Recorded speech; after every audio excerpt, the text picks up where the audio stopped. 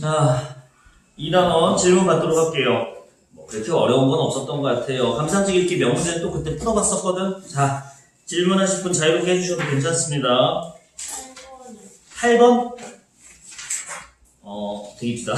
8번부터 볼까요, 여러분들? 자, 116쪽에 8번 질문부터 볼게요.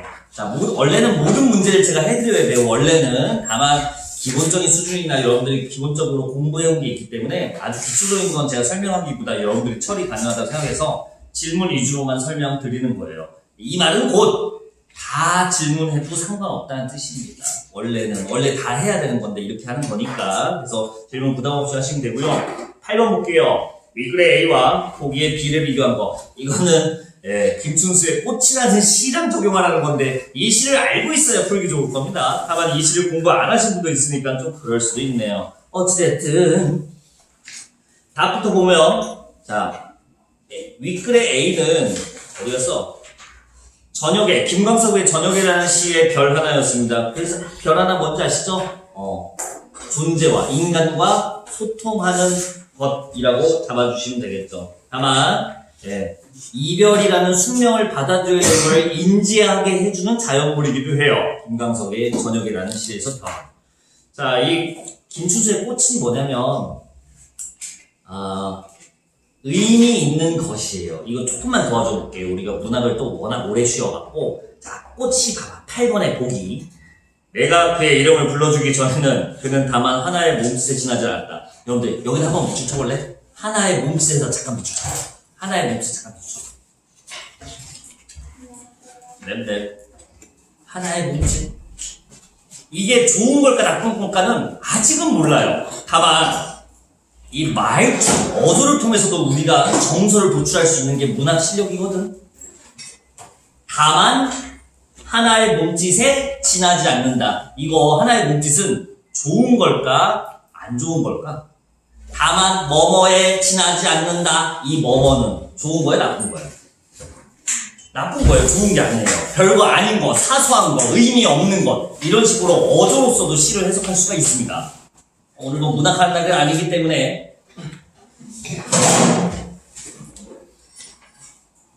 근데 카메라를 비춰서 보는데 되게 장사하고 본 사람 같다 막. 엊그제 설명했었는데.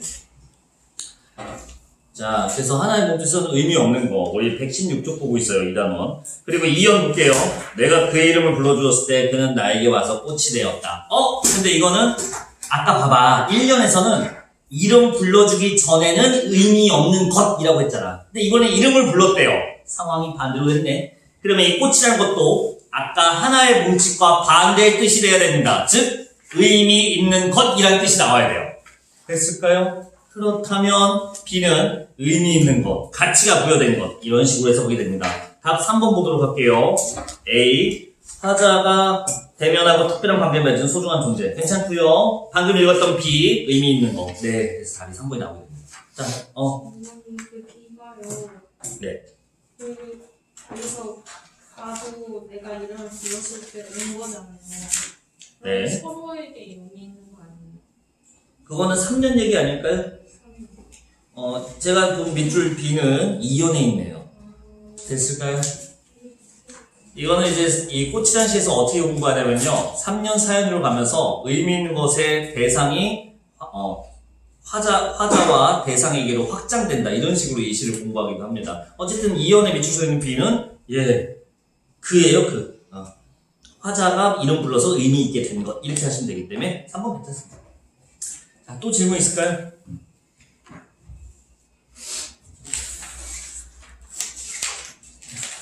영어 풀어봤냐? 풀긴 풀었어? 근데 왜 뭐가 시원찮아? 채점을 안 했어? 여러분들 열심히 하는 건 여러분들 목으로 남겨놓을게요. 딴 거 더 없으세요? 120쪽에 그러면 18번 같은 거 좀 제가 같이 봐도 될까요? 두 개씩이 같이 있고 문학적 문제가 사실상 이거는 혹시 모르니까 이거 한번 봐봐요. 특히 18번에 1번 같은 거 볼게요. 선지 1번. 기억은 주객에 전도된 표현. 여러분들 주객전도 기억나세요? 1학년 때도 했었고 2학년 1학기 때도 문학하면서 많이 했던 건데. 자, 주객은 주체와 객체입니다. 주체가 뭐였어요? 우리 1학기 때, 아니 1학기도 아니다. 1학년 때다. 1학년 문법 하실 때 주체 높임, 객체 높임 이런 거 하지 않았나요? 주체 높임은 문장에 누구를 높이는 거였어? 주어를 높이는 건지 기억나세요? 아, 주체는 주어예요. 객체는 목적어, 부사어. 밑줄 친 비름의 기억을 보시면 별이 나를 내려다본다. 다만 별은 내려다본다는 의지를 가진 행위를 할 수 있는 주체는 아닙니다. 자연물에 불과하거든요. 자연물은 의지나 관념이 없는 존재예요. 다만 내가 별을 보고 있다는 거를 별이 나를 바라본다라고 원래는 내가 별을 본다를 보이세요? 나라는 주어를 목적어로 바꾸고 주를 객으로 목적어를 주어로 주객을 바꿨다는 거. 이 정도는 볼 수 있겠죠. 그래서 1번 같은 선지는 괜찮은 선지예요. 그냥 문학적 문제이기 때문에 독서 과목에서 낼 건 좀 아니지만 그래도 이번 시험 포인트가 시니까 좀 봤어요. 18번 답 나오나요? 3번인데 디귿은 서리법 통해서 이별의 상을 부정하고 있다? 아니요. 이 시는 이별을 수용하는 운명이라고 받아들이는 의미가 담겨 있습니다. 이런 거 골라주시면 됩니다. 자, 여러분 25번까지 자유롭게 질문하셔도 될 것 같아요.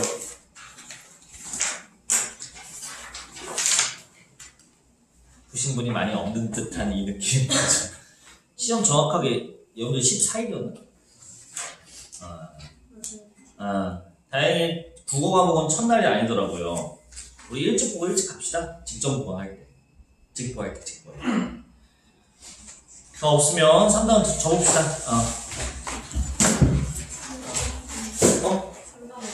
아니, 이거 봐야지. 학습지. 이거 주간과제로 해서 저번 주 일요일날 드렸죠. 일주일 드렸어요.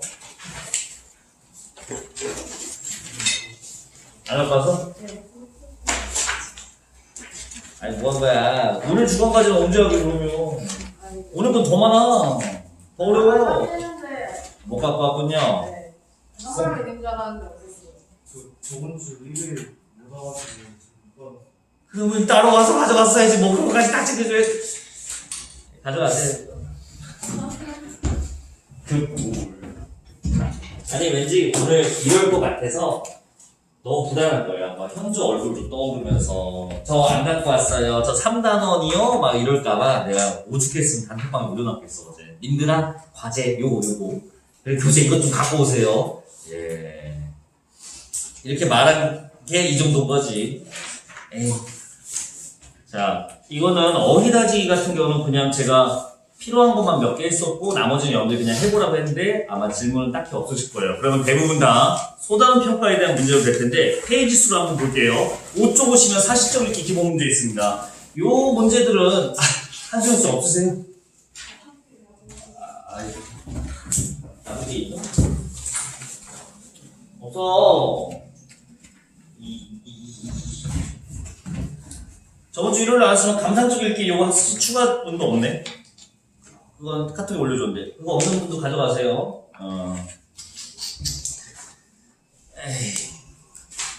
자, 5쪽부터 보시면 사실적 읽기고요. 그래요. 10문제 있었습니다. 100가지만 있었고 서술형 나온다고 했었죠. 그래서 서술형 문제는 제가 다음 주 중으로 정리해서 다시 드리도록 할게요. 어차피 진도가 오늘 끝나기 때문에 남은 기간은 주간과제 해설과 서술형 문제 정리로 좀 시간을 보내야 될 것 같습니다. 5쪽에서 10번까지. 근데 여기 있는 문제는 저번에도 말씀드렸지만 이거 출판사 제공 문제라서 그렇게 난이도가 높은 문제는 아니고요. 출판사에서 학교 선생님한테 이런 형태의 문제, 사실 확인 문제 기준을 이런 식으로 잡으시면 돼요 하고 좀 가이드라인 같은 문제이기 때문에 아마 그렇게 어렵거나 고난도, 추론이 요구되지는 않았을 겁니다. 그래서 단순 사실 질문하셔도 괜찮아요. 10번까지 질문 있으세요? 역시 해오신 분이 별로 없는 것 같은 이 느낌이. 몇 번? 10번에 선지 5번이요? 근데 10번에 선지 5번 보도록 하겠습니다. 일단, 자, 책 없는 사람 좀 같이 보시고요. 자, 내가 말을 해볼게. 세상에. 필자가 L을 제시한 의도 추리. A. 자, 대류 현상 설명하는 부분이에요. 대류 현상 설명하는 부분. 근데 이걸 제시한 의도가 무엇인지. 너도 없냐? 이걸 제시한 의도가 무엇인데 일단 답부터 설명드리면 2번 볼까요? 한여름 한옥 마당에 들어오는 바람의 이유를 이해시키기 위해. 예, 이거 무난하게 맞습니다. 대류 현상을 이해해야 마당에 바람이 들어올 수 있는 거를 설명할 수 있거든요. 대류 때문에. 근데 선지 5번 볼까요? 한여름 한옥 마당이 진공 같은 상태가 지속된 이유. 일단 사실 확인해서 틀렸어요. 진공 상태를 유지하기 위한 게 아닙니다. 이 대류 현상은. 잠시만요. 진공 상태가 지속되는 건가?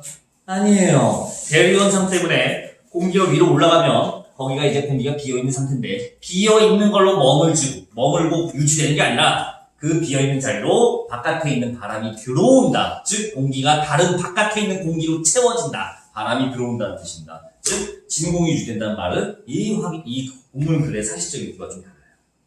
질문하신 분이 누군지 몰라서 그런데 이해되셨을까요? 이 정도.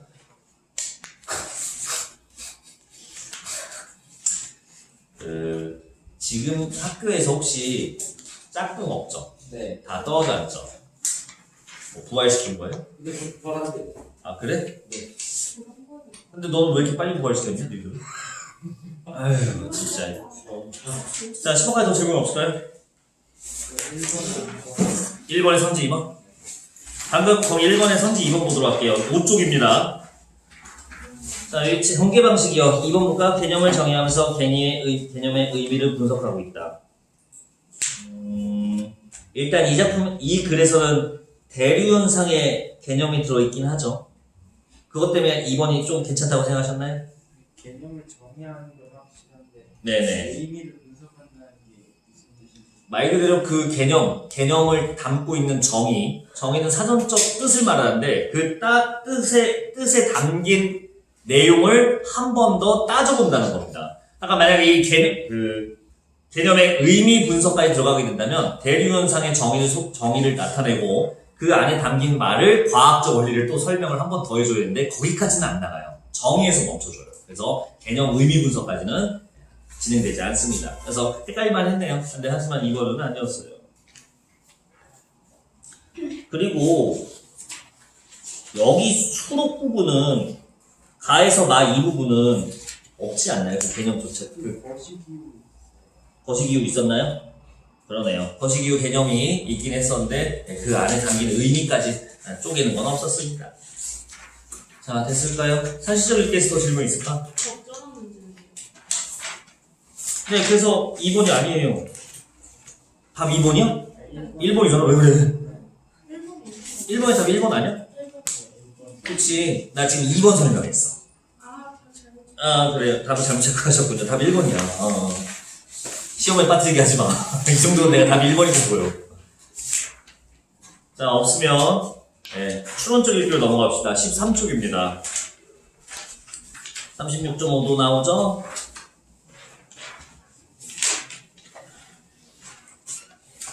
여기서도 질문해주세요. 똑같이 9문제네요, 여기는. 몇 번? 9번 볼까요? 호모 에코노미쿠스. 자, 이 사람은 뭡니까? 철저하게 합리, 객관, 경제학적 관점으로만 움직이는 사람. 이게 기업 호모 에코노미쿠스죠. 근데 이 글의 주장은 호모 에코노미쿠스처럼 사람들이 움직이지 않는다가 하고자 하는 얘기였어요. 돌아와서 어쨌든 에코노미쿠스를 찾아봅시다. 답부터 보면요, 3번인가 봐요. 이게 일주일에 들어갈 생활비를 정해놓고 그 비용 안에서만 생활하는 유나 어머니.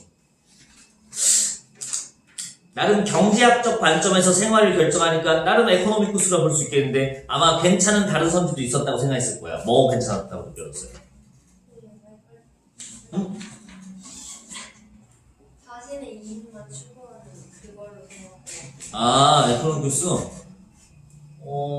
그것도 괜찮아요. 근데 그거는 이기적이기 때문에 에코노미쿠스가 아니라 자기의 이윤 경제 합리만 따지고 다른 사람과의 관계, 추상적이거나 정서적인 교감 따위를 따지지 않기 때문에 이기적으로 보일 수 있다는 거지. 결론은 결국에는 경제 합리적 관점에서 움직인다는 뜻입니다. 그러니까 이제 3번 괜찮아요.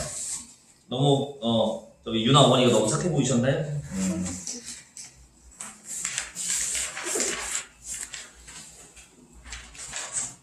수능적 느낌이 없으세요? 여기 뭐 어렵지 않으니까. 자, 동물복지에서 좀 질문이 있을 겁니다. 21쪽입니다. 비판적이고요. 학교에서 그 과학적 이렇게 나갔어? 과학기술 이렇게? 원자 구조 나가진 않았고 오늘 저랑 같이 그냥 트라이 되겠네. 여러분들 22쪽에 3번 문제 볼까요? 여기는 좀 질문이 있거든요. 원래 해보면 니은의 사례랍니다. 니은 보고 오세요. 앞장에 보시면 어떤 사람에게는 복지로 생각된 일이 어떤 사람에게는 복지가 아닌 것으로 판단될 수 있다. 복지를 다양하게 사람마다 해석할 수 있다는 얘기가 나오네요. 자, 뭐가 헷갈리셨나요? 4번부터 볼게요. 도살장으로 끌려갈 위기에 처한 개를 보고 사비로 개를 사서 집에서 키우는 행동. 잠깐만, 여기 마지막 문단 부분 다시 한번 볼래요? 복지에 대한 개념이 이렇게 나오네. 포괄적이고 통합적인 의미. 여기 오시면 포괄적 정의로서 포괄적 정. 기본 욕구 충족. 그리고 고통 최소. 포괄적으로 정의하는 거 뭐라고 말하냐면 무리가 없다. 근데 이거를 구체적으로 들어가면 구체적 정의라고 해도 될까요? 구체적 정의를 내려보자면 이렇게 된대요. 진실, 자유, 아름다움. 이거는 어떻게 된 거래? 여기 말을 보니까 각적 해석이 돼. 그러면 니은 밑줄인 어떤 사람에게는 이게 복지고 어떤 사람들은 이게 복지가 아닌 것 같기도 하고 한다는 거는 포괄적 정의로서의 복지냐 구체적 정의로서의 복지냐면 여긴 것 되시죠. 이 니은의 문맥상 여기서 사람들이 갈린다는 거지. 포괄적 정의는 무리가 없다. 받아들이기에 무리가 없으니까 이건 누구나 통용된다는 뜻입니다. 이거는 통용되는 정의고요. 이게 다를 수 있는 정의, 구체적 정의 이렇게 나오시면 되겠죠.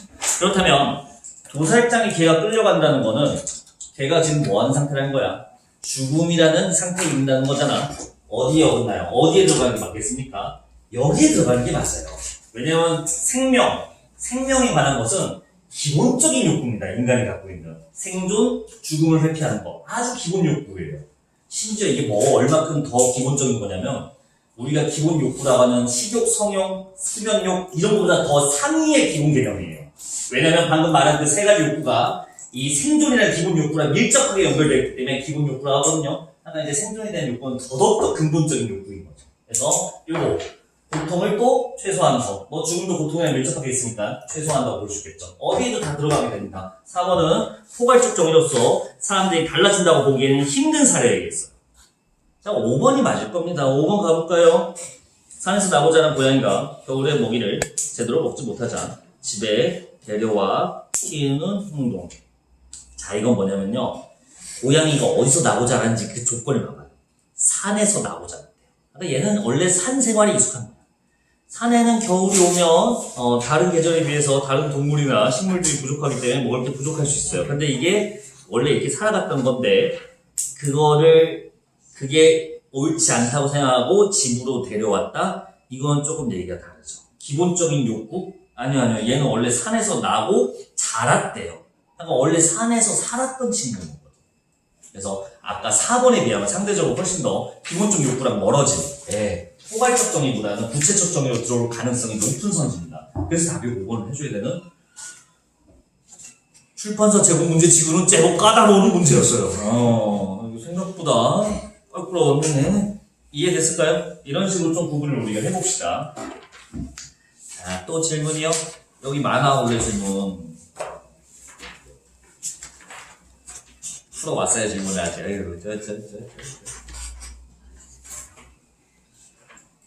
없으시면 자 마녀하고 자화상 있었던 파트 인문예술 분야 그릴길입니다. 31쪽으로 넘어올게요. 후딱 하고 진도 빨리 나가지. 아니 시험 범위가 나오는 거야 그러면? 아 그럼 내가 알고 있는 거 아까 그 말씀하신 게 맞죠? 바로 공통모드 제작할게요 그럼. 알았어. 내부 지문 맞다. 야 시험 2주 남았는데 언제 주신대? 모르겠어? 지금 국어 선생님 원래 1학기 때 그 국어 선생님이셔? 아니 1학년 국어 선생님이 여러분들 후배 양중 1학년 국어 선생님이 1학기만 하시고 딴 학교로 가셨거든? 근데 이분이 1학기 때 굉장히 하드코어하게 하시고 가셨어요. 아까 시험 3일 전에 시험 범위로 갑자기 송민국을 추가하고 진짜 3일 전에 월요일 시험인데 금요일날 딱 하고 갔어. 나 진짜 좀 당황해갖고 자 이제 양주 여러분 후배들 이제 다 준비됐지 이제 잘하면 돼 뻔하네 한글 맞추고 변동해서 이거 잘해보자 하고 있었는데 송민국 청산별고 갑자기 이게 무슨 막 모의고사 2회 그래서 이분 왜 이러셔 했는데 딴 학교 가셨다. 그래서 혹시 뭔 일이 있었나 아는 게 있나요? 여쭤봤습니다. 참 31쪽에 인문예술 2가지 글이 있었어요. 마녀사냥이었고요. 이 마녀사냥 글은 마지막 문단에서 하고자 하는 얘기가 담겨 있었고요. 초상화, 자화상인 건데 이것도 꽤 까다로운 글이었습니다. 질문 받을게요. 문제 많다. 순서를 볼게요. 5번, 13번, 5번, 13번. 8번.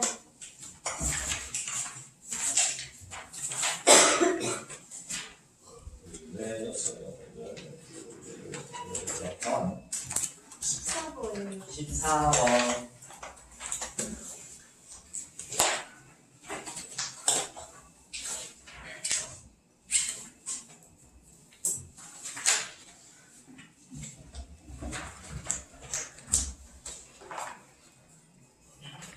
문제를 푸는 방법을 제가 여러분들한테 말씀드린 거는 큰 이제 의미가 없을 것 같습니다. 왜냐면 오랫동안 지금 여러분들이 공부해왔거든요.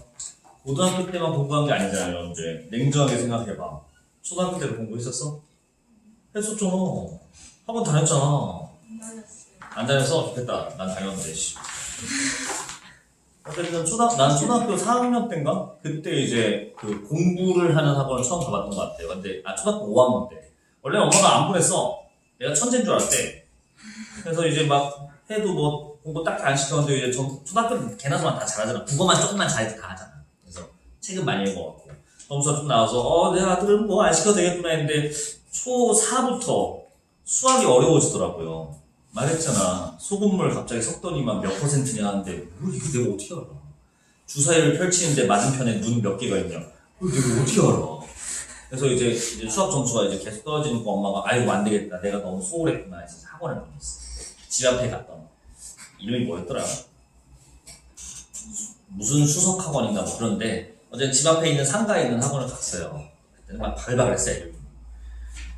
근데 너무 더 재미가 없는 거야 학교보다. 잘 안 맞았나 봐 내가 선생님이랑. 그래서 이제 학원을 그만두고 중학교로 이제 보냈죠. 그래서 중학교 때는 학원을 오히려 안 다녔어요. 그래서 이제 바닥, 완전 바닥. 고등학교 때 영어 8점, 수학 8점, 영어 30점. 근데 너무 많이 해서 좀 지겨운데 이제. 고3 때 수학 8점, 영어 34점이었다. 수능 때 말고 수능 반년 전에, 반년 사이에 이걸 올리고 있어. 그때 늙었어요.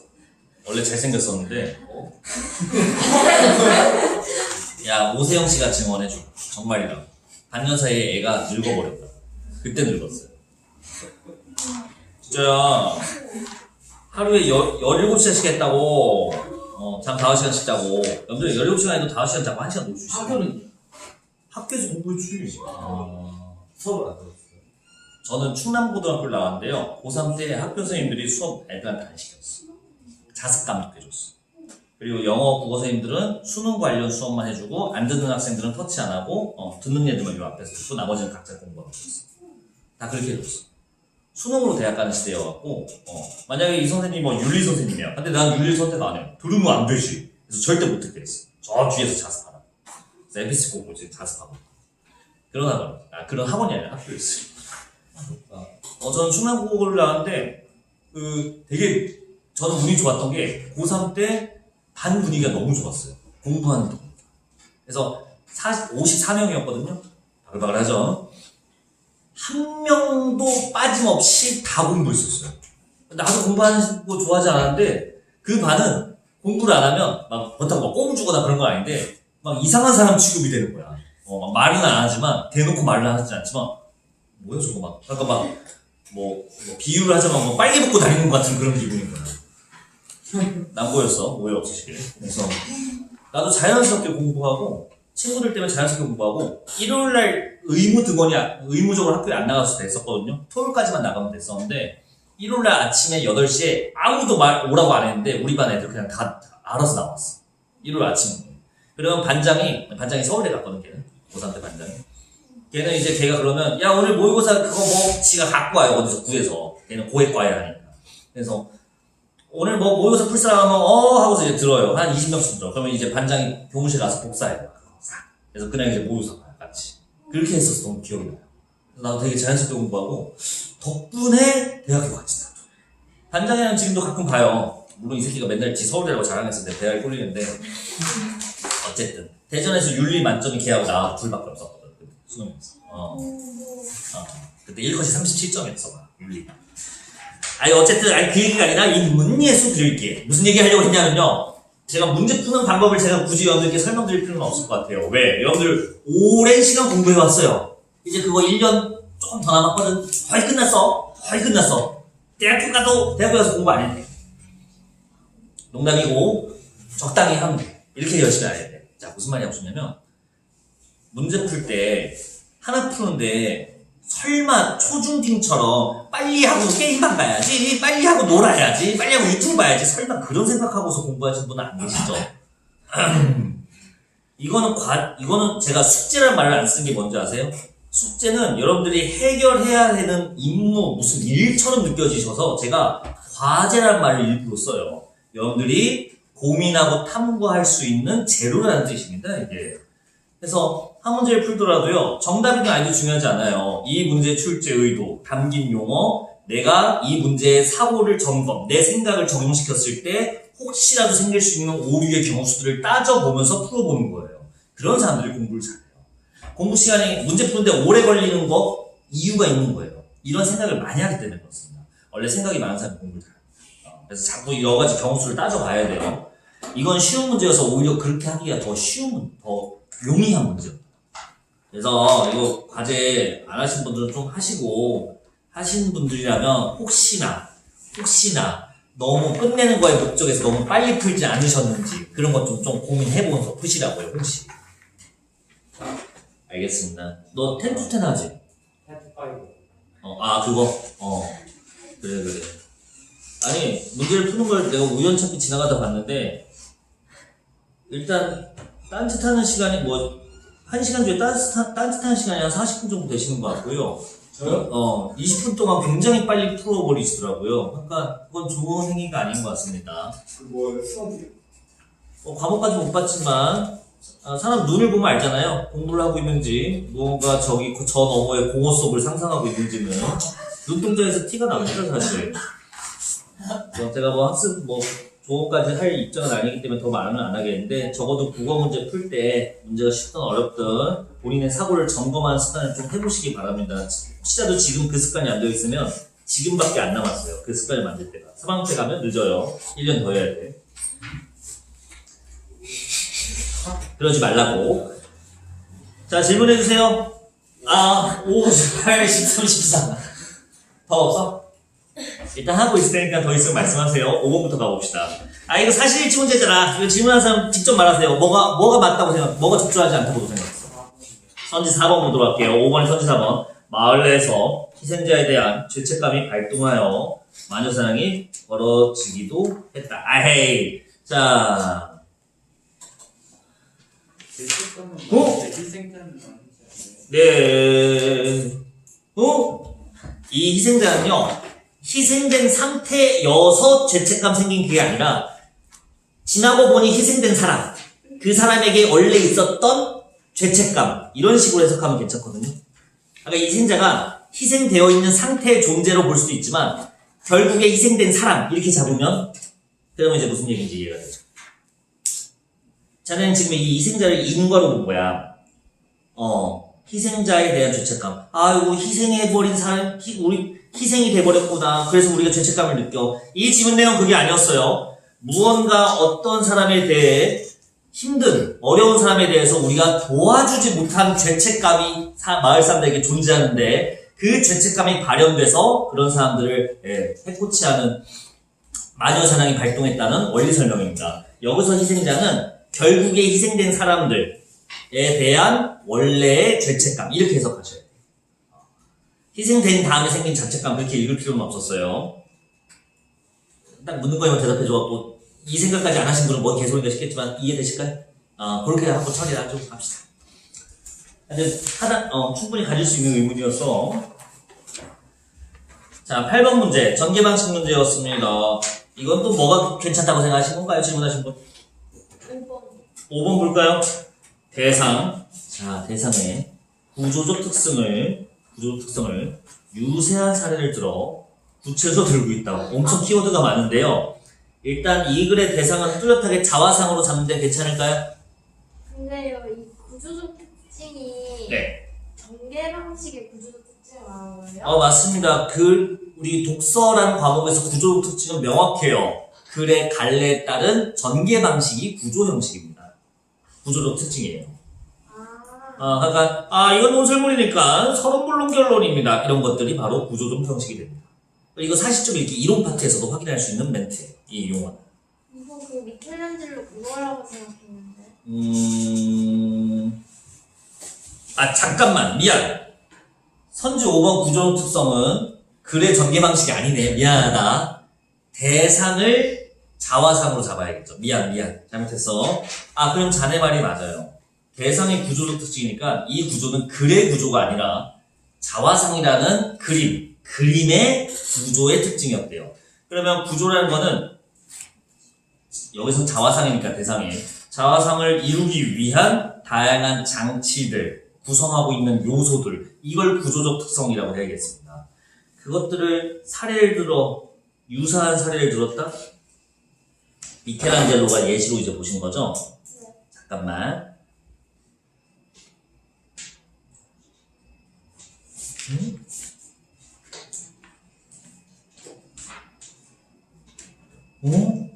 야, 괜찮지 않냐? 근데 구조적 특징이라는 게 이상의 구조적 특징인데 이게 이완성이 구조적 특징은 아니잖아요. 듣고 보니 그러네요. 아까도 말했지만 그 작품의 바꿀 수도 있지 생각. 구조적 특성은 아까 했던 말 다시 한번 반복할게. 대상을 이루기 위한 요소들, 구성하는 요소들을 말하거든요. 근데 미완성했다는 구성하고 있는 요소라고 보기에는 조금 정의하기 힘들죠.